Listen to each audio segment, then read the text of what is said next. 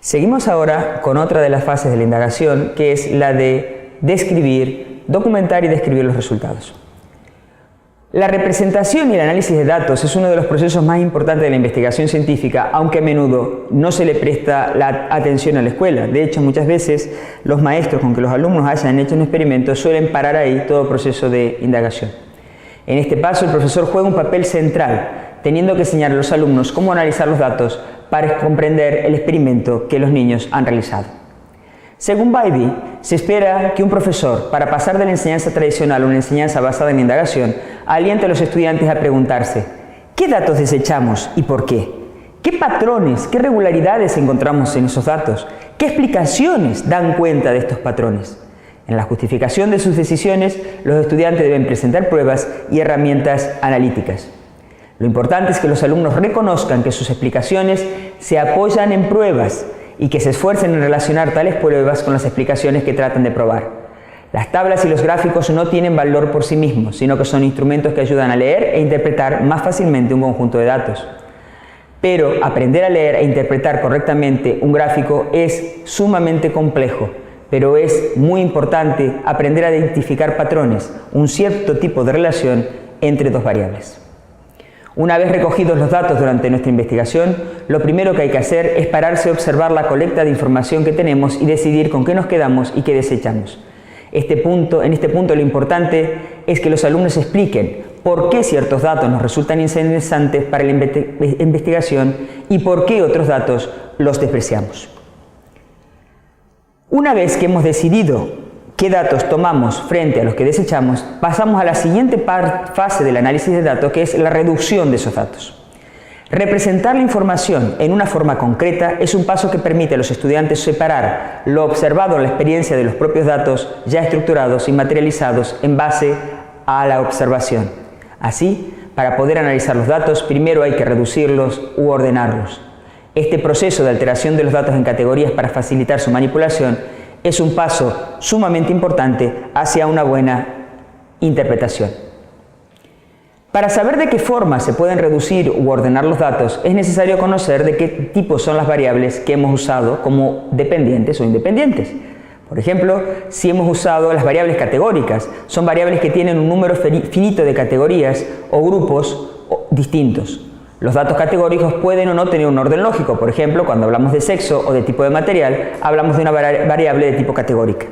Las variables discretas son variables numéricas que tienen un número contable de valores entre dos valores cualesquiera. Por ejemplo, el número de gotas que contiene una pipeta o el número de alfileres que atrapa un imán. Por último, una variable continua son variables numéricas que tienen un número infinito de valores entre dos valores cualesquiera. Por ejemplo, la longitud de una pieza o el volumen ocupado por un cuerpo. Muchas veces, con los niños, en lugar de usar variables continuas, podemos usar variables discretas o categóricas, sobre todo cuando están comenzando con el proceso de indagación. Por ejemplo, si queremos saber la fuerza que necesitamos para mover un coche sobre un plano inclinado, podríamos obviamente usar un dinamómetro, tratando la fuerza como una variable continua. Sin embargo, podemos también utilizar un dispositivo en el cual vamos echando monedas. El número de monedas que necesitamos para que se mueva también es una forma de medir esa relación. En este caso, el número de monedas es una variable discreta. Para las variables discretas o categóricas, las formas de representar los datos son a partir del uso de tablas de frecuencia, de diagramas de barras o de sectores. Por el contrario, para variables continuas, utilizamos normalmente estadísticos descriptivos, gráficos de líneas e histogramas. Los gráficos, son utilizados con la intención de representar los datos, pero, volvemos a repetir, no tienen valor por sí solos. El problema que encuentran los alumnos, en primera instancia, es que no están habituados a manejar tablas y gráficos y, por lo tanto, no son capaces de leer un gráfico con claridad ni ver la relación entre las variables. Es interesante destacar aquí que aún alumnos que han visto gráficos en el área de matemáticas en la escuela primaria durante varios años no son capaces de leer gráficos. Los docentes tienen que enseñar a los alumnos a leer bien los gráficos y a expresar oralmente su significado. Por ejemplo, aquí tenemos gráficos de niños, de dos grupos de niños. En el segundo caso, los niños no han sido capaces de comprender por qué tomaban dos valores y por eso han representado los dos valores. Sin embargo, en el primer caso, los niños han entendido que lo que tenían que hacer era representar la media entre los valores que habían obtenido.